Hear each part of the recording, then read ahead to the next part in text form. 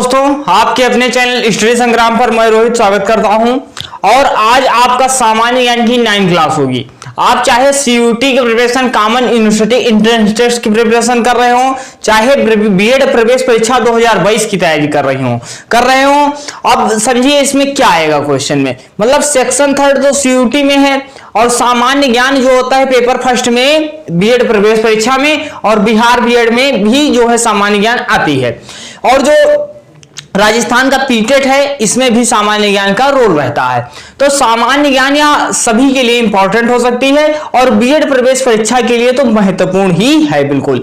अब चलिए शुरू करते हैं। जैसे हमने पढ़ाया 9 क्लास में राष्ट्रीय आंदोलन के तृतीय चरण के बारे में और गांधी जी के बारे में, तो वहां से चीजें निकलकर ये आई कि सर जो है प्रथम चरण की बारी बता दीजिए, इससे पहले क्या हुआ।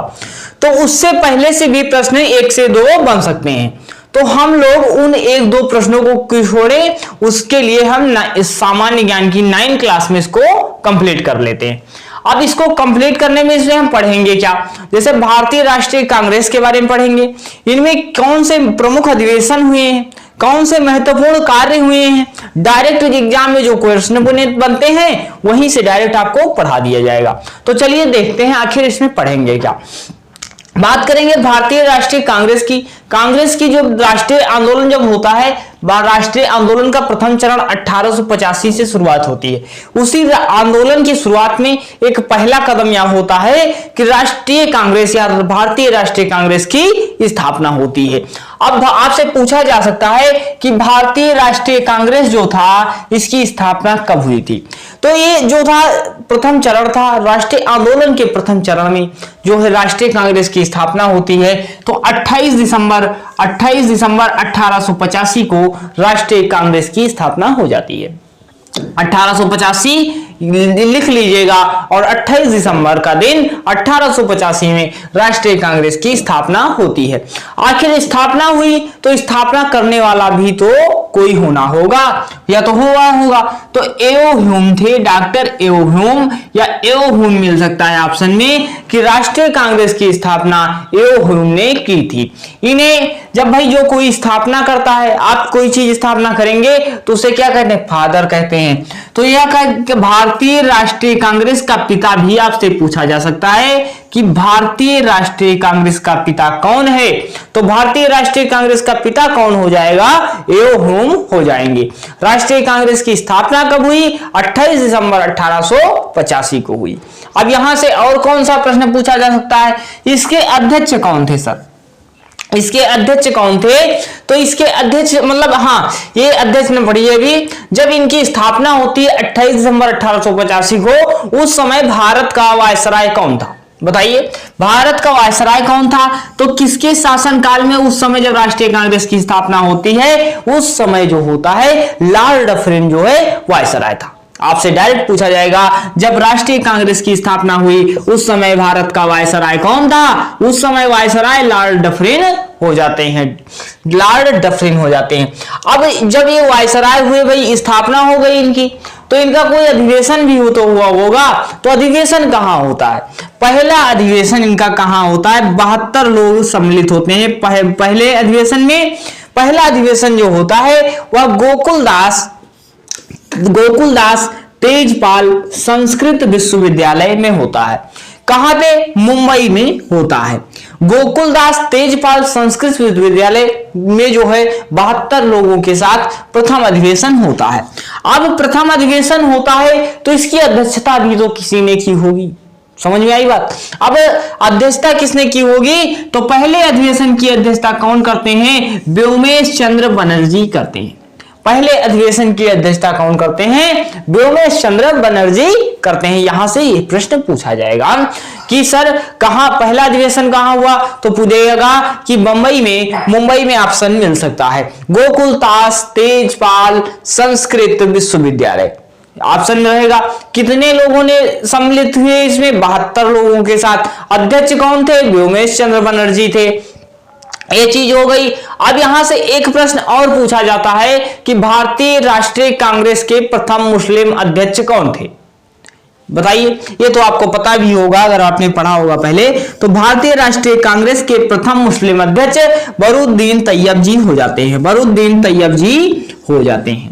समझ में आ गई बात कि अध्यक्षता जो की थी, पहली अध्यक्षता की व्योमेश चंद्र बनर्जी, और प्रथम मुस्लिम अध्यक्ष जो होते हैं बरूद्दीन तैयब जी हो जाते हैं, बरूद्दीन तैयब जी हो जाते हैं। नोट कर लीजिएगा, प्रथम मुस्लिम अध्यक्ष बरूद्दीन तैयब जी होते हैं।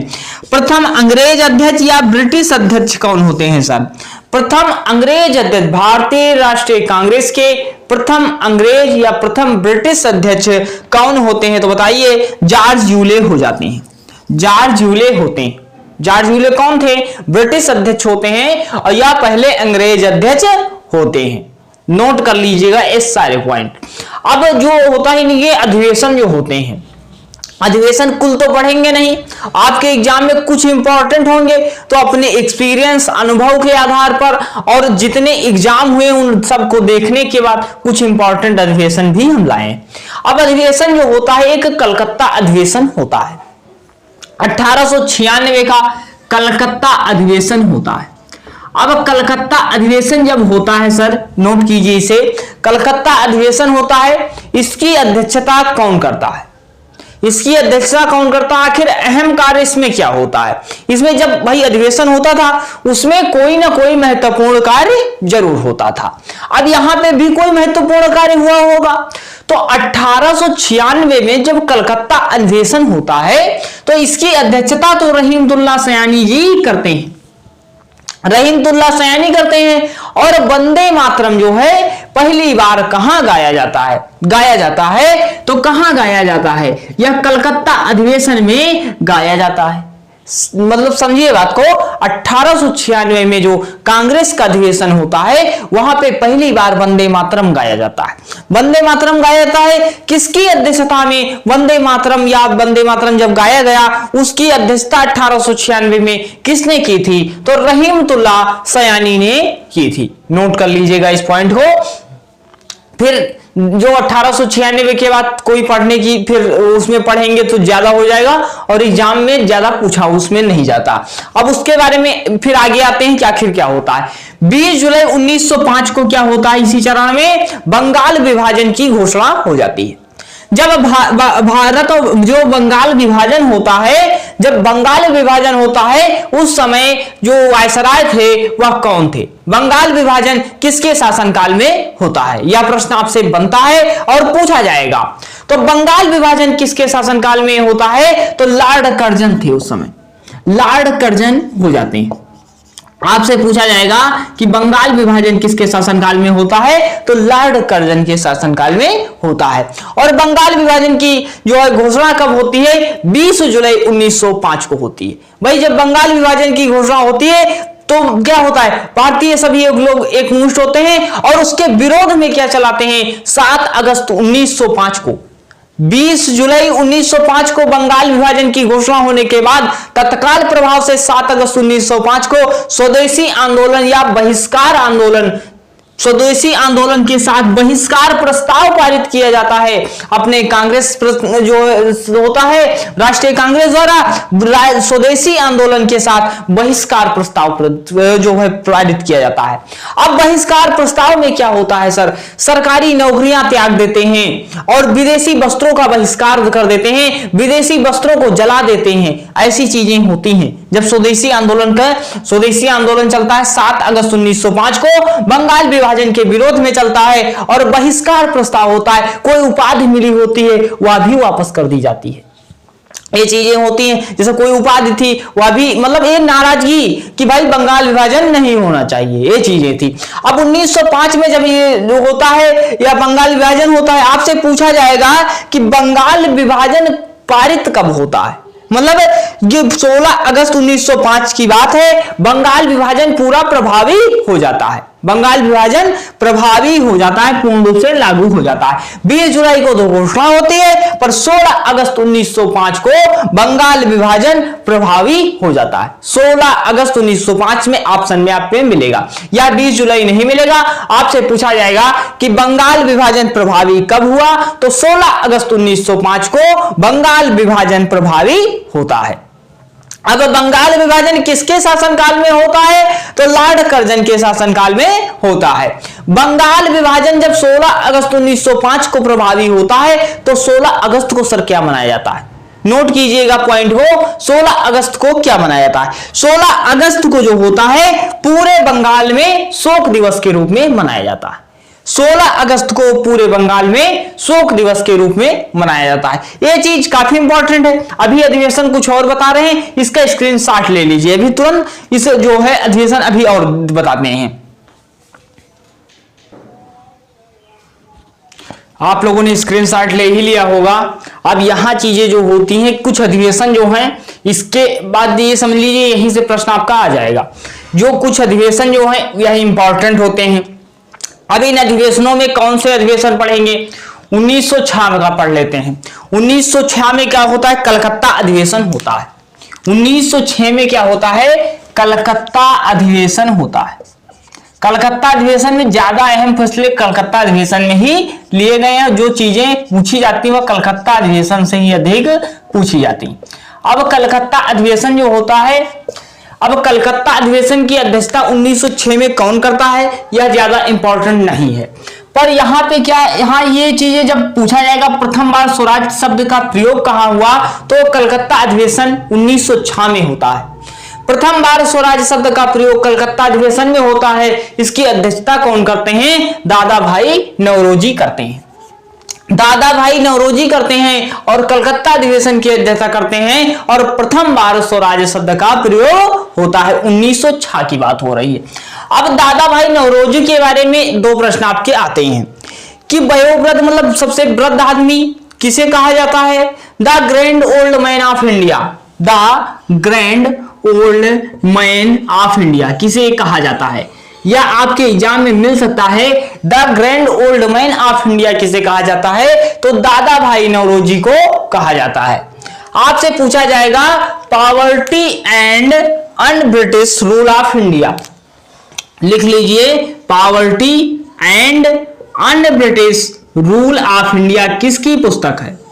Poverty and un British rule of India किसकी पुस्तक है? तो दादा भाई नौरोजी की पुस्तक हो जाती है। सबसे वृद्ध व्यक्ति कौन थे भारत के? Dadabhai Naoroji, the grand old man of India. Swaraj शब्द का प्रयोग कहां होता है? कलकत्ता अधिवेशन में होता है। प्रथम बार होता है 1900 कितने में होता है? 6 में होता है। समझ में आ गई बात। और पॉवर्टी जो है and un British rule of India किसकी पुस्तक है? दादा भाई नौरोजी को। अब आसानी हो गई होगी आपको याद कर। अब 1907 आता है, 1906 के बाद 7 आता है। तो 7 में क्या होता है सर? 7 काफी इंपॉर्टेंट है क्योंकि यहां पे सूरत अधिवेशन होता है। और सूरत अधिवेशन की अध्यक्षता कौन करते हैं? रास बिहारी बोस करते हैं। सूरत अधिवेशन में आखिर होता क्या है? नरम दल और गरम दल, नरम दल और गरम दल अलग अलग हो जाते हैं। भाई नरम दल थे और गरम दल थे, ये दोनों अलग अलग हो जाते हैं। अब जब यह अलग अलग हो जाते हैं तो ये मिलेंगे भी बाद में। अब नरम दल, जैसे गरम दल के नेता कौन होते हैं? लाल बाल पाल, लाला लाजपत राय, बाल गंगाधर तिलक, बिपिन चंद्र पाल, ये सब क्या है? गरम दल के नेता होते हैं। और नरम दल के नेता दोनों लोग अलग अलग हो जाते हैं। इनकी जो है सोचना इनको पसंद नहीं था, इनकी सोच इनको नहीं पसंद थी, ये चीजें थी। तो क्या आपसे पूछा जाएगा नरम दल और गरम दल किस अधिवेशन में अलग हुए? तो सूरत अधिवेशन 1907 का अधिवेशन था। जब नरम दल और गरम दल अलग अलग हुए उस समय अध्यक्षता कौन कर रहा था सर? तो उस समय अध्यक्षता रास बिहारी बोस कर रहे थे। समझ में आ गई बात। अब क्या है उसके बाद 1916 का अधिवेशन। 1916 जाने से पहले, 1907 से पहले एक चीज और नोट कर लीजिए, 1906 नोट कीजिए, यहां पे लिख देते हैं। 1906 में क्या होता है? मुस्लिम लीग की स्थापना होती है। मुस्लिम लीग की स्थापना होती है। आखिर मुस्लिम लीग की स्थापना कौन करता है? यह नोट कर लिए, पूछा जाता है। मुस्लिम लीग की स्थापना होती है। यह कहां पर होती है? यह ढाका में होती है। मुस्लिम लीग की स्थापना 1906 में होती है और ढाका में होती है। और कौन करता है स्थापना? तो आगा खां करते हैं। आगा खां जो है इसकी स्थापना करते हैं। डायरेक्ट आपसे प्रश्न पूछा जाएगा कि मुस्लिम लीग की स्थापना किसने की और कब की, तो 1906 में आगा खां करते हैं। और इसका मुस्लिम लीग का मुख्यालय कहां था, यह भी प्रश्न पूछा गया है। मुस्लिम लीग का मुख्यालय कहां था, तो मुख्यालय जो है यह लखनऊ में था। मुख्यालय कहां था, लखनऊ में था। समझ में आ गई बात। मुस्लिम लीग की स्थापना 1906 में आगा खां करते हैं, ढाका में करते हैं सर, और इसका मुख्यालय कहां था, यह लखनऊ में था। यह चीज जो था 1907 से पहले पढ़ाना चाहिए था, तो हमने अब पढ़ा दिया है। समझ में आ गई बात। अब हम पढ़ेंगे 1916। 1916 के बारे में पढ़ेंगे, तो यहां पे जो चीज होती है लखनऊ समझौता होता है, या लखनऊ अधिवेशन के नाम से जाना जाता है। आपसे पूछा जाएगा लखनऊ समझौता कब हुआ, तो 1916 में होता है। और 1916 से पहले एक चीज और याद कर लीजिए, 1911 में जो है भारत की राजधानी क्या होती है, दिल्ली होती है। और 1912 में दिल्ली स्थानांतरित हो जाती है, पहले कलकत्ता थी भारत की राजधानी। ये चीज इंपॉर्टेंट आपसे पूछा जाता है। 1916 में क्या है, लखनऊ अधिवेशन होता है या लखनऊ समझौता होता है। तो लखनऊ समझौता में क्या है, सभी लोग भाग लेते हैं, हिंदू मुस्लिम और गरम दल नरम दल सब मिलके भाग लेते हैं। नरम दल और गरम दल फिर एक हो जाते हैं, नरम दल और गरम दल फिर एक हो जाते हैं। जो 1907 में अलग हो गए थे वह 1916 में एक हो जाते हैं। और इसकी अध्यक्षता सर कौन करते हैं, अंबिका चरण मजूमदार करते हैं। अंबिका चरण मजूमदार किसकी करते हैं, लखनऊ समझौता होता है, लखनऊ अधिवेशन होता है, जिसमें गरम दल और नरम दल एक हो जाते हैं, वहां अंबिका चरण मजूमदार उसकी अध्यक्षता करते हैं। ये चीज काफी इंपॉर्टेंट है, आप लिख लीजिए, क्योंकि यहां से डायरेक्ट एग्जाम में आपके प्रश्न आएगा।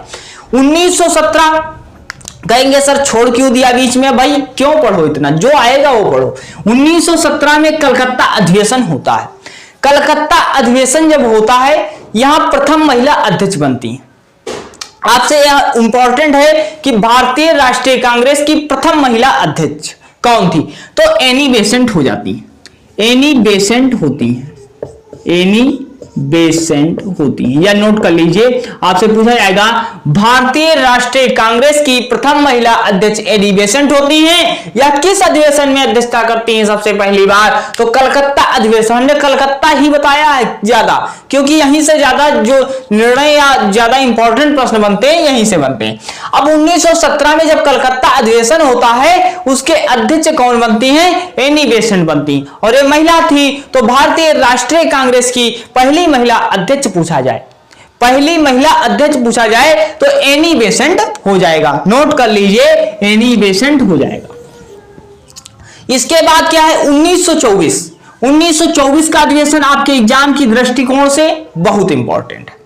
अब 1924 का अधिवेशन कौन सा होता है, बताइए, सोचिए। अगर पढ़ा हो तो बेलगांव अधिवेशन होता है। बेलगांव अधिवेशन होता है।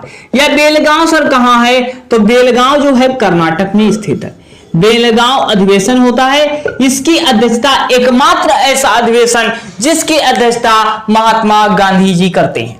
एकमात्र अधिवेशन 1924 में होता है भारतीय राष्ट्रीय कांग्रेस का, जिसे बेलगांव अधिवेशन कहते हैं। और बेलगांव सर कहां है, कर्नाटक में है, जिसकी अध्यक्षता कौन करते हैं, महात्मा गांधी करते हैं। या नोट कर लीजिए कि ऐसा कांग्रेस का अधिवेशन बताइए जिसकी अध्यक्षता महात्मा गांधी ने की थी, तो वह बेलगांव अधिवेशन 1924 का हो जाता है, जिसकी अध्यक्षता सर महात्मा गांधी करते हैं। यह नोट कीजिए, 1924 का बेलगांव अधिवेशन महात्मा गांधी जी एकमात्र कांग्रेस का अधिवेशन जिसकी अध्यक्षता करते हैं। 1925 में सर क्या होता है, कानपुर अधिवेशन होता है। काफी इंपॉर्टेंट, कानपुर अधिवेशन होता है और सरोजिनी नायडू फिर द्वितीय महिला अध्यक्ष बनती हैं।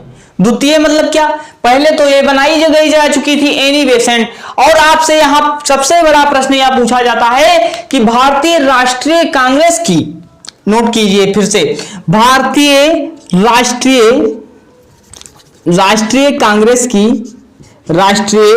कांग्रेस की प्रथम भारतीय महिला अध्यक्ष।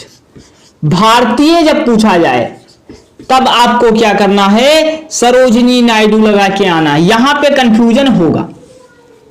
क्या पूछा जाता है कि प्रथम राष्ट्रीय कांग्रेस की अध्यक्षता करने वाली प्रथम महिला अध्यक्ष जब पूछा जाए तो एनी बेसेंट करके आना है। जब आपसे पूछा जाए राष्ट्रीय कांग्रेस की प्रथम भारतीय महिला अध्यक्ष जिन्होंने अध्यक्षता की, जब भारतीय लग जाए तो वह सरोजिनी नायडू हो जाती है। ये बिल्कुल सोचने वाली बात है कि प्रथम महिला अध्यक्ष सर पूछा जाएगा, भारतीय राष्ट्रीय कांग्रेस की प्रथम महिला अध्यक्षता किसने की थी, वह प्रथम महिला बताइए, तो एनी बेसेंट हो जाता है। और पूछा जाए प्रथम भारतीय महिला कौन थी जिन्होंने राष्ट्रीय कांग्रेस की अध्यक्षता की, वह सरोजिनी नायडू हो जाती है। सरोजिनी नायडू हो जाती हैं। काफी इंपॉर्टेंट है, नोट कर लीजिए। यह अधिवेशन कौन सा होता है जहां प्रथम भारतीय महिला अधिवेशन अध्यक्षता करती हैं, तो वह कानपुर अधिवेशन होता है। 1925 का अधिवेशन होता है। समझ में आ गई बात। अब बात करेंगे दो और इंपॉर्टेंट है। 1928 में नेहरू रिपोर्ट पेश होती है। नेहरू रिपोर्ट कहां पेश होती है, कलकत्ता अधिवेशन में ही पेश होती है। अब जब कलकत्ता अधिवेशन में नेहरू रिपोर्ट किसने पेश की, यह प्रश्न पूछा जाता है। नेहरू रिपोर्ट कब पेश की गई, 1928 में पेश की गई। कौन पेश करता है, कौन करता है बताइए, बता दो जवाहरलाल नेहरू, गलत हो जाओगे तो ये चीज है, तो गलत नहीं करना है, मोतीलाल नेहरू जी ने की थी। नेहरू रिपोर्ट किसने की, मोतीलाल नेहरू ने की थी। जवाहरलाल नेहरू नहीं, मोतीलाल नेहरू ने की थी, क्योंकि यह सही होता है। आप लोग गलत कर देते हैं, यहां जवाहरलाल नेहरू करके चले आते हैं, नेहरू करके जवाहरलाल नेहरू करते हैं। तो यहां पे है 1928 में कलकत्ता अधिवेशन होता है, जहां पे क्या है, नेहरू रिपोर्ट मोतीलाल नेहरू पेश करते हैं। नेक्स्ट आपका 1931 का अधिवेशन होता है।